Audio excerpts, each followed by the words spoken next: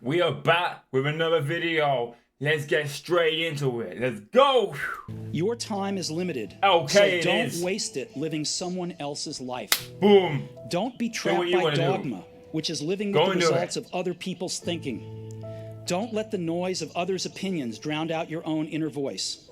And most important, the reasons why, the things you're not going to. Let's go. Have the courage to follow your heart and intuition. They somehow already know what you truly want to become. What do you want to become? Everything else. What do you want to see? What do you want to believe? The thing I would say is, when you grow up, you tend to get told that the world is the way it is, and your life is just to live your life inside the world, try not to bash into the walls too much, try to have a nice family life, have fun, save a little money. But life, that's a very limited life. Life can be much broader once you discover one simple fact, and that is everything around you that you call life was made up by people that were no smarter than you. And you can change it. You can influence it. You can build your own things that other people can use. And the minute that you understand that you can poke life and actually something will, if you push in, something will pop out the other side. It will. You can change it. You can mold it. That's maybe the most important thing, is to shake off this erroneous notion that life is there and you're just going to live in it, versus embrace it, change it, improve it, make your mark upon it. Stop trying to live in the world, the bubble, and the bubble's always there for the people who don't see visions, for the people who don't dream. But if you can dream, chase that dream. Because no matter how much work you do, living paycheck to paycheck, you will always be stuck if you never become financial free. And the way to become financial free is to build cash flow. Don't be stuck. You gotta have capital. You gotta know where you're putting your money, and it's making you more money each and every month, each and every week, each and every day. Your money is working for you whilst you sleep, whilst you eat, whilst you drink. And that's basically what life's all about. Stop trading your time for money. Yeah, you may have to sacrifice years of you putting the effort in, but the more you're doing, the more chance of you becoming financial free because you've got more capital. I think that's very important. And however you learn that, once you learn it, you'll want to change life and make it better, because it's kind of messed up in a lot of ways. Once you learn that, you'll never be the same again. I had no idea what I wanted to do with my life, and no idea how college was going to help me figure it out. And here I was, spending all of the money my parents had saved their entire life. So I decided to drop out and trust that it would all work out okay. It will always work out. It was pretty scary at the time. If you never give up. Looking back, it was one of the best decisions I ever made. People say you have to have a lot of passion for what you're doing, and it's totally true. And the reason is because it's so hard that if you don't, any rational person would give up. The mindset you gotta have is the switch off, and the switch off mindset from your distractions, and then you're like, I love this, I'm passionate about it, I enjoy it, I love it, I'm doing it for the love of doing it and helping the world out rather than just the money. It's really hard, and you have to do it over a sustained period of time. So if you don't love it, if you're not having fun doing it and you don't really love it, you're going to give up. And that's what happens to most people, actually. If you really look at the ones that ended up, being successful, unquote, in the eyes of society, and the ones that didn't, oftentimes it's the ones that are successful loved what they did so they could persevere. Exactly. When it got really tough. And the ones that didn't love it quit. because they're sane, right? Who would want to put up with this stuff if you don't love it? So it's a lot of hard work. Why would you? And it's a lot of worrying constantly. And if you don't love it, you're going to fail. So you got to love it. You got to have passion. And I think that's the high order bit. The second thing is you've got to be a really good talent scout, because no matter how smart you are, you need a team of great people, and you've got to figure out how to size people up fairly quickly, make decisions without knowing people too well, and hire them, and see how you do, and refine your intuition, and be able to help build an organization that. If you realize the funnels that it takes to hire someone, and you know they're right for the job when they're funneling out to you, you can tell by their personality who they are, how they're going to do it, and how are they going to help your community grow. Because I think of business like a community, because there's connections with you and the employees what you employ. But I don't think of them like employees. I think of them like a community.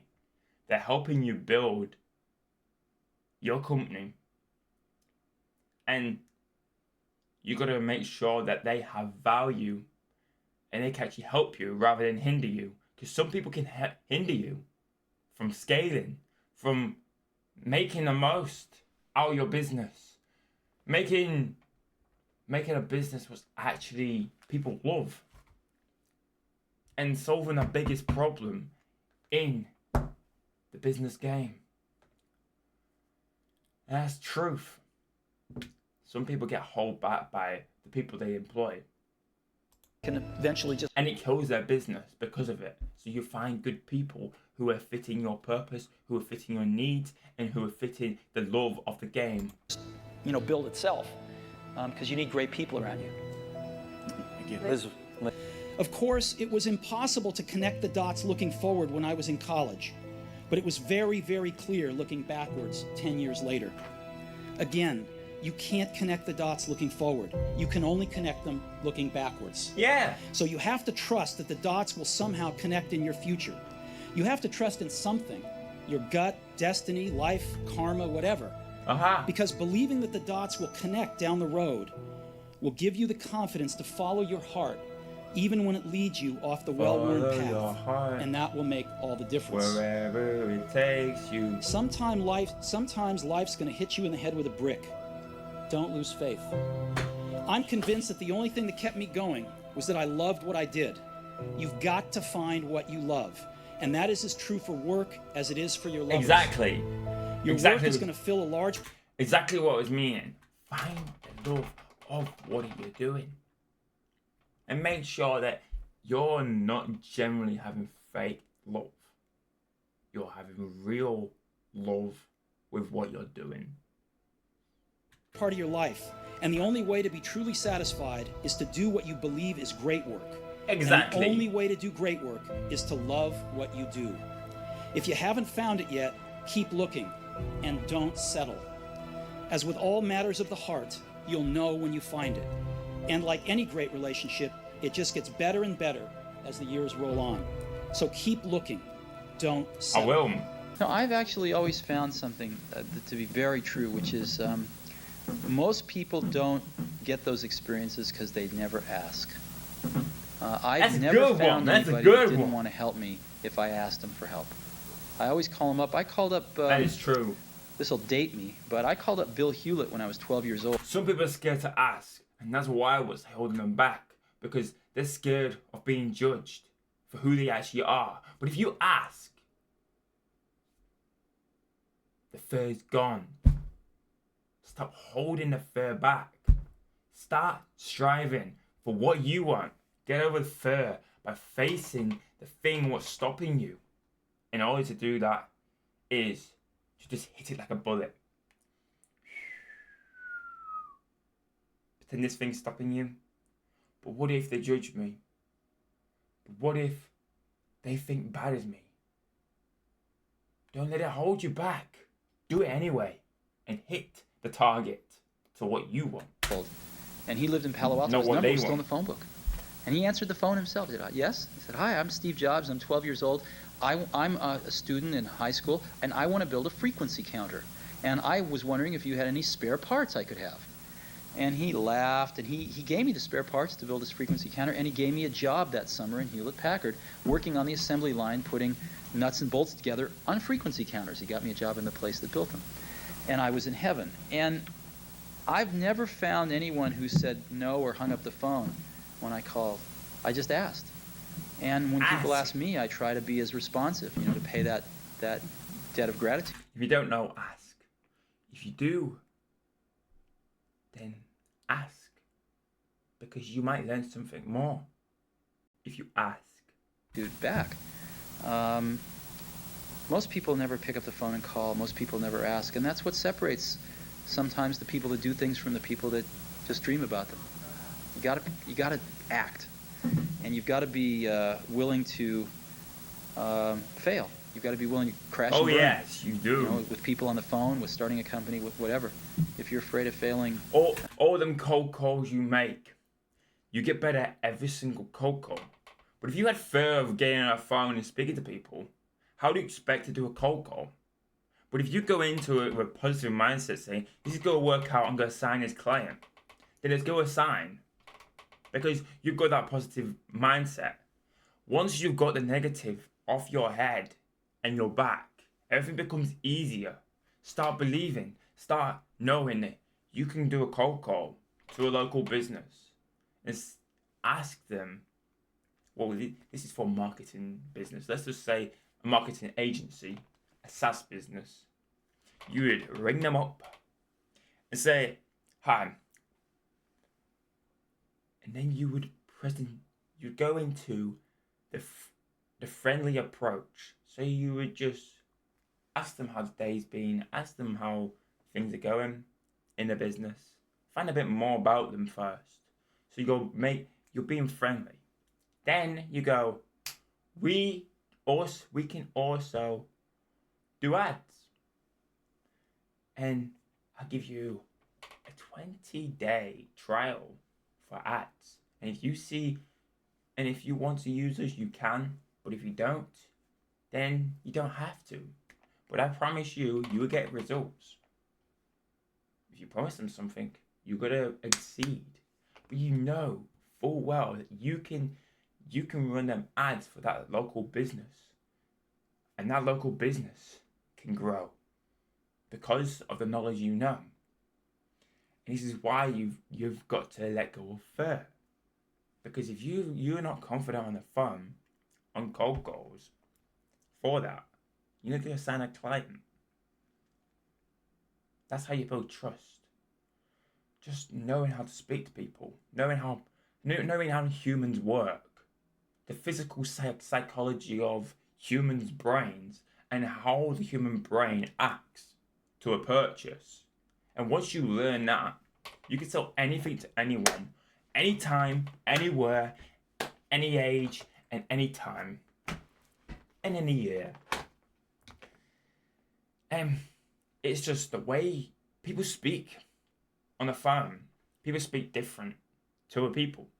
And if you learn this, to flip the script and everything, to actually do the cold calls, then you're learning humans.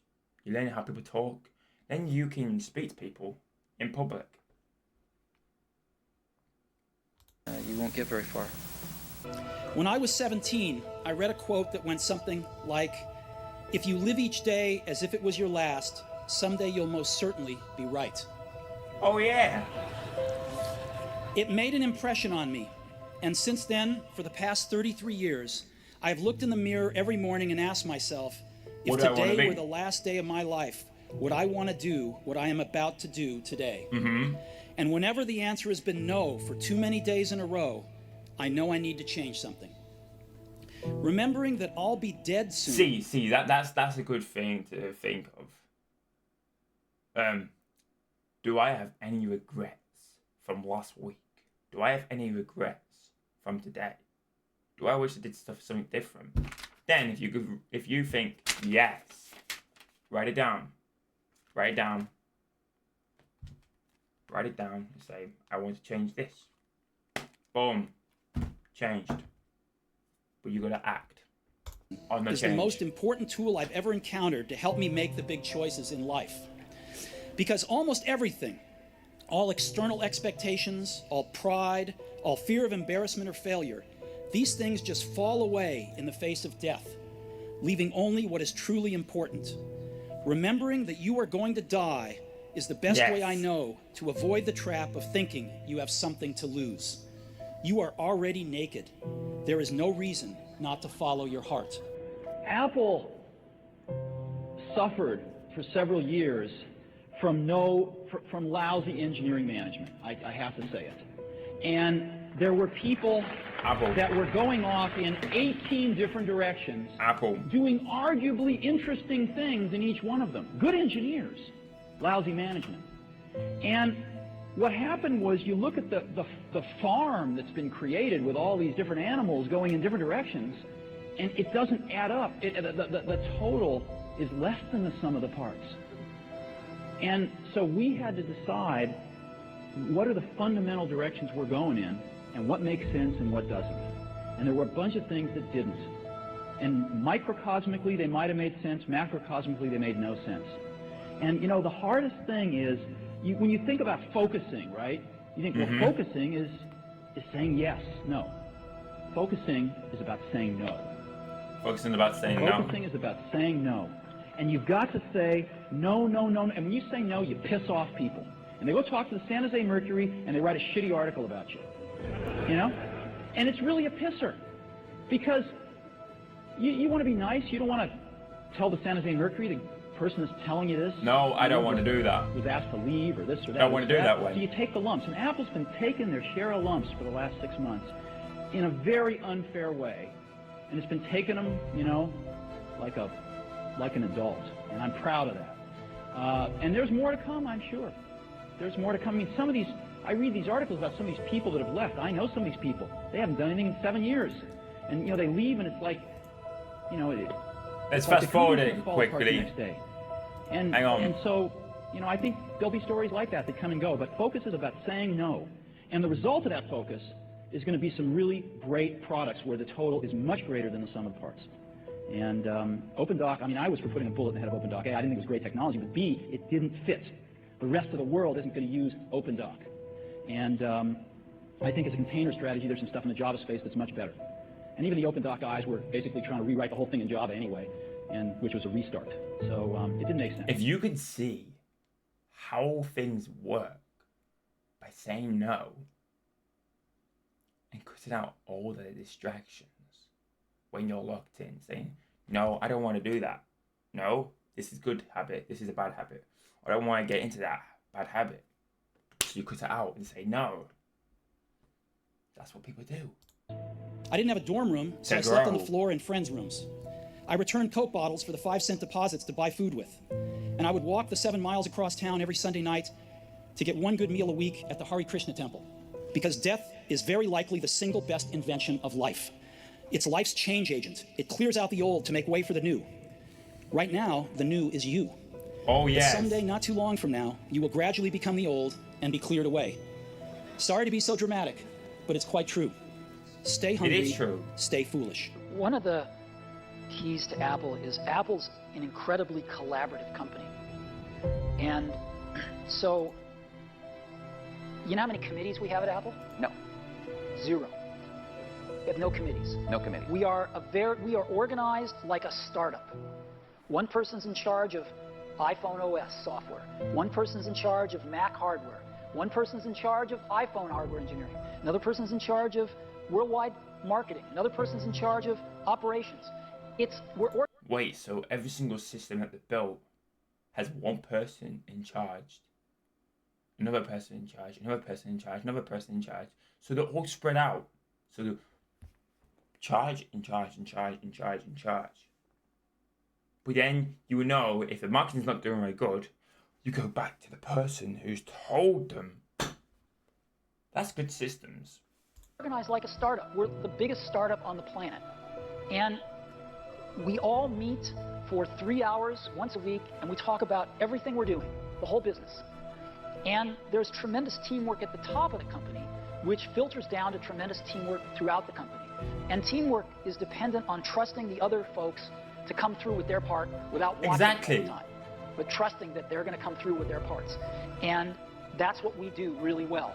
And we're great at figuring out how to divide things up. They do say teamwork makes the dream work.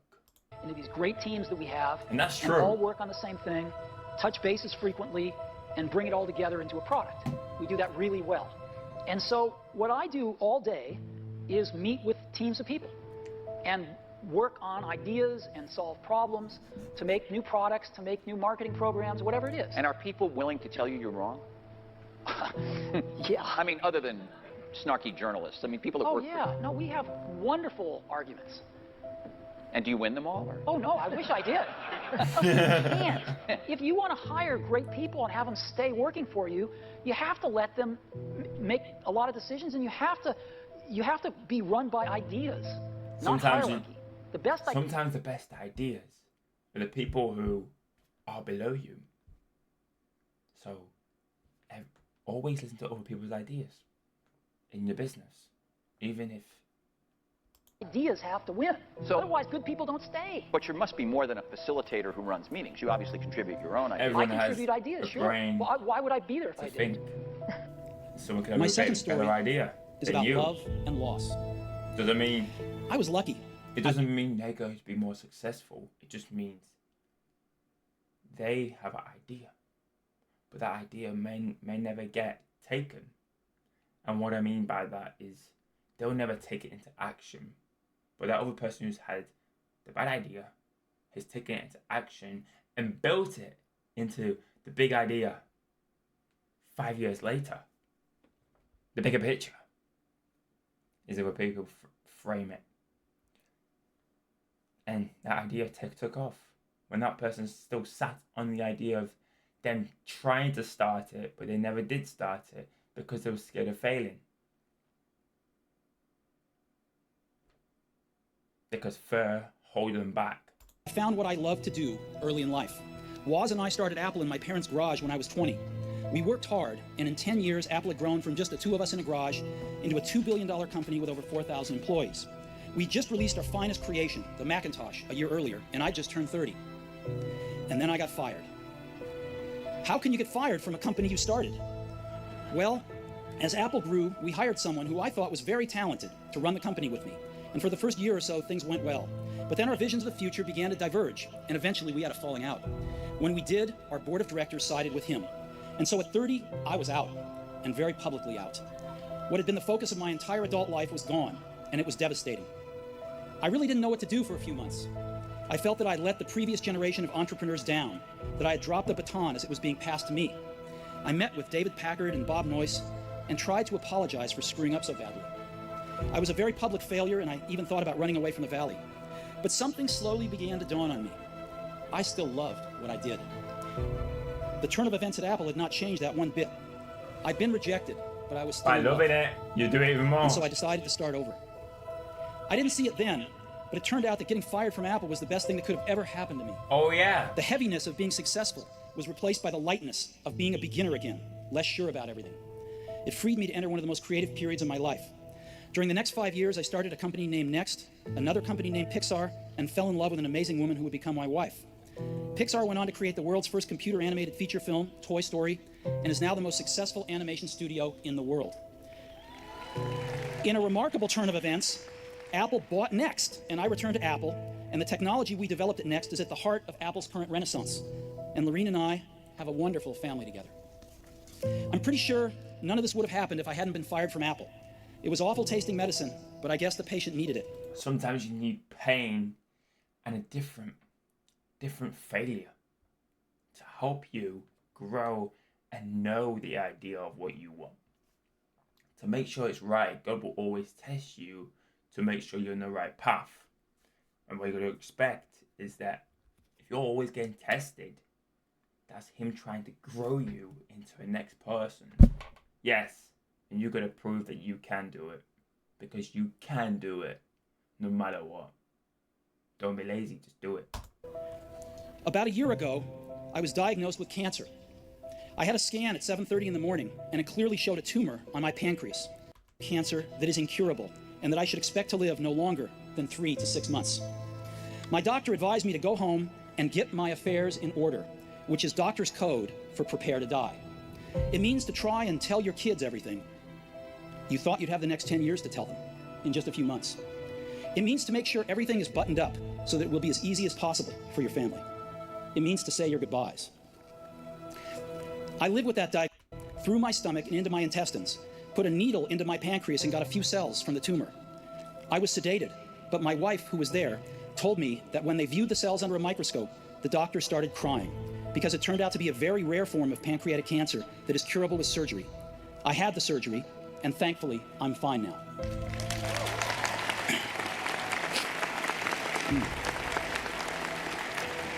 This was the closest I've been to facing death, and I hope it's the closest I get for a few more decades. Having lived through it, I can now say this to you with a bit more certainty than when death was a useful but purely intellectual concept. No one wants to die. Even people who want to go to heaven don't want to die to get there. And yet, death is the destination we all share. No one has ever escaped it. And that is as it should be, because death is very likely the single best invention of life. It's like, but someday, not too long from now, you will gradually become the old and be cleared away. Oh, yes.